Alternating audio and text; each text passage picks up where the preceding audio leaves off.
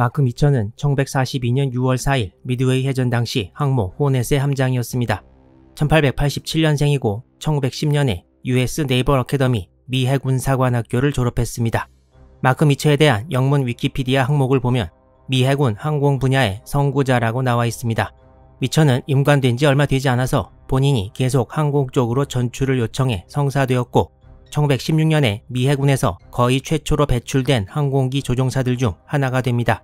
이전에도 이 사진을 한번 소개한 적이 있는데 바로 마크 미처가 중위였고 항공기 조종사 자격을 딴 1916년에 커티스 비행정의 조종석에 앉은 모습을 찍은 것입니다. 마크 미처는 그 이후 얼마 되지 않아 네이비 크로스를 받았는데 1919년에 방금 나온 복엽기인 커티스 비행정을 타고 캐나다 뉴펀들랜드에서 대서양의 아조레스 제도까지 횡단 비행을 한 공로 때문이었습니다.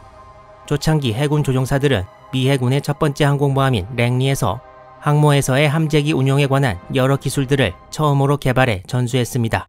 그리고 마크 미처는 1927년에 취역한 항모 세러토가의 첫 항공대 지휘관을 맡아 자신이 세러토가 갑판에 항공기를 최초로 착함시키기도 했습니다.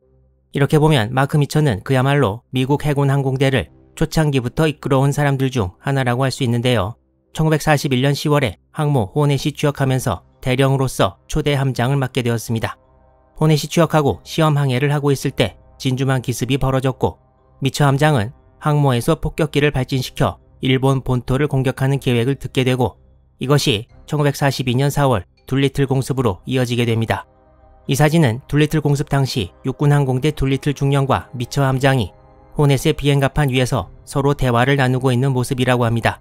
둘리틀 공습을 마치고 돌아온 마크 미처 함장과 항모 호넷은 두 달이 채 안 된 1942년 6월에 미드웨이 해전을 맞이하게 되었습니다. 마크 미처는 미드웨이 해전 5일 전인 1942년 5월 30일 준장으로 진급이 확정되어 미드웨이 해전 당시에는 호넷에서 이미 미처 제독으로 불려졌고 항공 출신이라는 점에서 다른 미군 지휘관과 달랐습니다. 미드웨이 해전 그리고 미 해군과 관련된 여러 문헌을 보다 보면 자주 나오는 말들이 바로 검은색 신발, 블랙 슈와 갈색 신발, 브라운 슈입니다. 이 말들은 상징적으로 미 해군 내에 서로 다른 분파를 나타냅니다. 미 해군에서 항공 분야가 처음 시작된 것은 1911년 5월 8일로 이날은 미 해군이 라이트 형제로부터 플라이어 모델 B를 주문한 날이었습니다. 미 해군은 동력 비행기를 구입하면서 조종사를 훈련시킬 계획도 세우는데 최초의 미 해군 조종사들이 모여서 훈련을 받던 곳이 캘리포니아주 샌디에이고 북쪽에 있던 락웰 비행장이었습니다. 이 비행장은 미 육군과 해군이 공동으로 사용했는데 여러 후보지들 중 비행하기에 기후 조건이 가장 좋아서 선정되었다고 합니다. 위 사진은 1914년에 비행장을 찍은 것이라는데 아직 초창기라서 제대로 된 활주로도 눈에 띄지 않습니다. 미 해군에서 최초로 선발돼서 이곳으로 온 후보생들이 여기서 훈련을 받기 시작했는데 이 후보생들을 퍼스트 에어로 스쿼드런이라고 칭했습니다. 후보생들은 수상함에서 복무하다가 선발돼서 온 사람들이었고 그 당시 사진은 아니지만 이런 식으로 된 검은색 부츠를 신고 왔습니다. 당시 수상함들은 주 연료가 석탄이었고 여기서 검댕이 많이 나와서 다른 색보다 검은색 부츠를 신는 것이 더 편했다고 합니다. 그렇지만 이 후보생들이 락웰 비행장에서 훈련을 받으면서 그곳 토양에 특유한 갈색 먼지가 검은색 신발에 자주 묻어서 곤란을 겪었고 차라리 갈색 부츠를 신는 것이 더 좋겠다고 생각해서 가까운 샌디에이고 시내에 가서 사비로 갈색 부츠를 구입해 착용하기 시작했습니다. 이 사진은 1920년대 미 해병대의 갈색 부츠라는데 비슷하지 않을까 생각해 봅니다. 후보생들은 이 갈색 부츠에 만족했고 곧 해군 당국으로부터 허락도 받아서 1913년에 공식으로 해군 복장 규정에 갈색 신발이 포함되었고 2차 대전까지 이어집니다.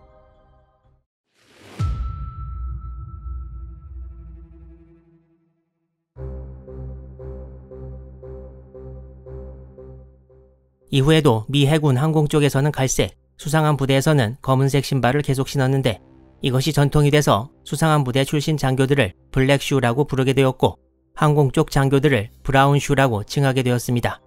조금 전에 소개했던 호넷의 마크 미처 함장이 바로 정통 브라운 슈가 되고 미드웨이에서 태스크포스 16을 이끄는 스프루언스 제독은 항공 관련 경력이 없기 때문에 블랙 슈가 됩니다. 일설에 의하면 브라운 슈들은 위험한 항모 이착함을 매일 수행하면서 자신들은 블랙 슈들과는 다르다는 엘리트 의식을 가졌고 실제로 급료도 블랙슈들보다 50% 정도 더 받았다고 합니다.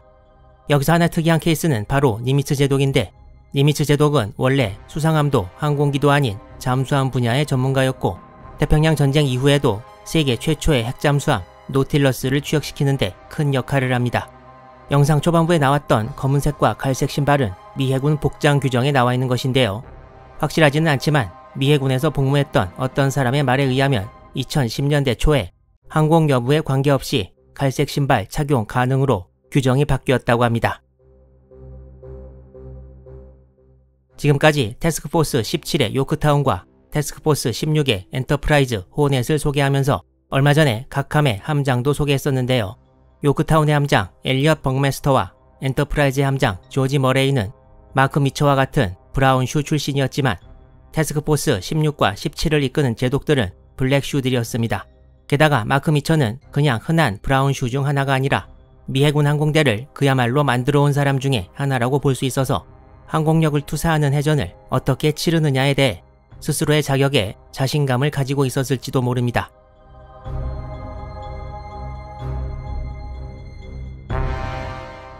(1942년 6월 4일) 호넷 항공대 출격 후 일어난 일에 대해서는 지난 영상에서 말씀드렸듯이 미처 제독의 보고와 관계자의 증언밖에 남아있지 않습니다.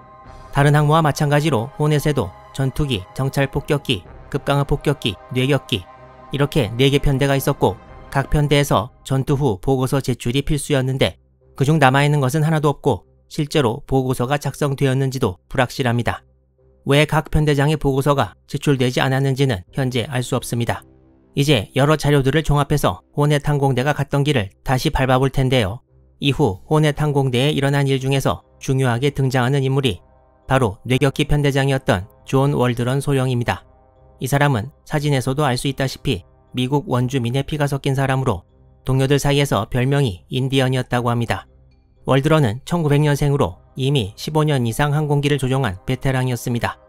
그리고 월드런이 지휘하는 호넷의 뇌격대는 더글러스 TBD 데버스테이터 뇌격기 15기로 구성되어 있었습니다. 기록에 의하면 월드런 편대장은 미처 함장과 전투 며칠 전 의견 대립이 있었다는데요. 급강하 폭격기가 고고도에서 적함을 공격하는 데 반해 뇌격기는 저고도에서 적함에 접근하게 됩니다. 더군다나 뇌격기는 속도가 느리고 어뢰 투하 위치까지 살아서 오는 것도 힘들어서 월드런은 전투기들이 급강하 폭격기보다 뇌격기를 호위해야 한다고 주장했습니다.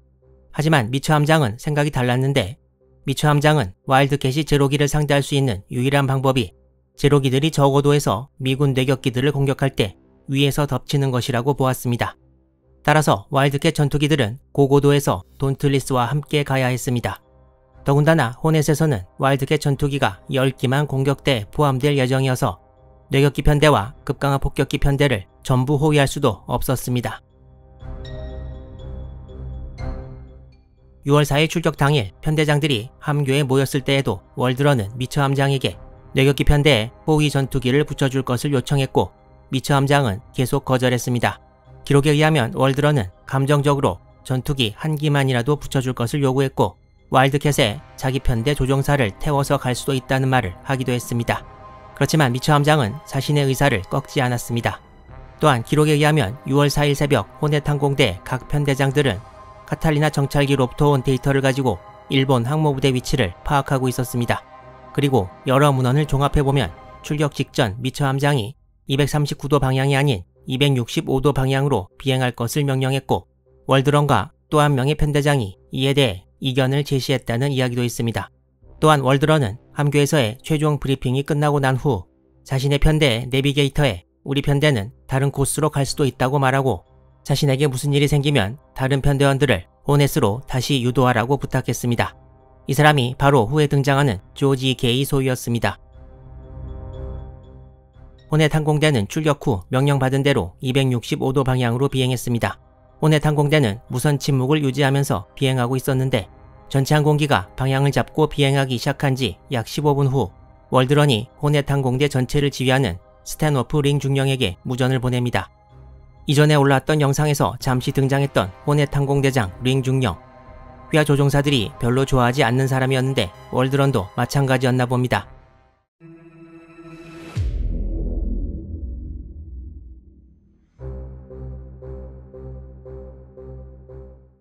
이때 벌어진 링과 월드런과의 대화에 대해서는 여기 보이는 네이버 히스토리 앤 헤리티지 커맨드 사이트에 기록이 있습니다. 이 사이트는 미 해군이 공식으로 운영하는 것이라고 나와 있고요. 어느 미 해병대 소령이 1980년대 초반에 호넷 항공대 생존자들을 인터뷰한 목록이 나와 있습니다. 링과 월드런 간의 대화는 이 중 트로이 길로리와 벤 타판 두 사람의 증언에 기초하고 있습니다. 여기 보면 오디오 테이프가 있다고 나와 있는데 이 대화에 관해 어딘가에 있을 오디오 테이프를 제가 들어본 것은 아니고요. 오디오 테이프의 근거에 만들어진 다른 자료에 나와 있는 내용임을 먼저 말씀드립니다. 월드런은 링에게 방향을 잘못 잡았다고 말합니다. 링은 월드런이 무선 침묵을 깬 것에 화가 났고 공개된 무전으로 항공대장에게 도전하는 것에 더 화가 났습니다. 링은 월드런에게 이 항공대 지휘관은 나라고 답신을 보내고 전체 항공대가 가는 대로 따라오라고 다시 말했습니다. 링이 월드런에게 무슨 말이냐고 묻지 않고 잠자코 따라오라고 한 것을 보면 미처 함장이 일본 항모 위치 239도 방향을 알고도 지난 영상에 나온 대로 다른 일본 항모 두 척을 찾기 위해 일부러 265도 방향으로 보냈다는 설에 좀 더 무게를 실어준다고 봐야 할 것입니다.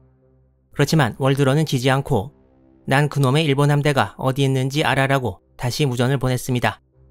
화가 난 링 중령이 다시 자신이 지휘관임을 강조하고 편대를 따라오라고 하자 월드런은 이렇게 말했습니다. 여기서 이 문장은 너랑 더 이상 상대하고 싶지 않다 이런 뜻이라고 하고요. 그 다음 문장은 난 일본 함대가 어디 있는지 알고 거기로 간다 입니다. 스탠호프 링이 월드런의 상관이고 계급도 중령과 소령으로 차이가 났는데 전투를 하러 비행하고 있는 사이에 저런 말까지 하는 것을 보면 월드런의 말이 적절한 것인가 여부를 떠나 링 중령을 싫어하는 사람들이 호넷 항공대 내에 많았다는 것을 짐작해 볼 수 있습니다. 이 말을 남기고 월드런 소령은 방향을 남서쪽으로 바꿔 비행하기 시작했고 이 대화를 전부 듣고 있었을 호넷 뇌격기 편대 15기도 전부 월드런을 따라갔습니다. 이때 시간은 오전 8시 30분이 조금 지난 시점이었다고 합니다. 이 시점은 일본 항모부대에서 나구모와 야마구치가 신경전을 벌이고 있을 때였습니다.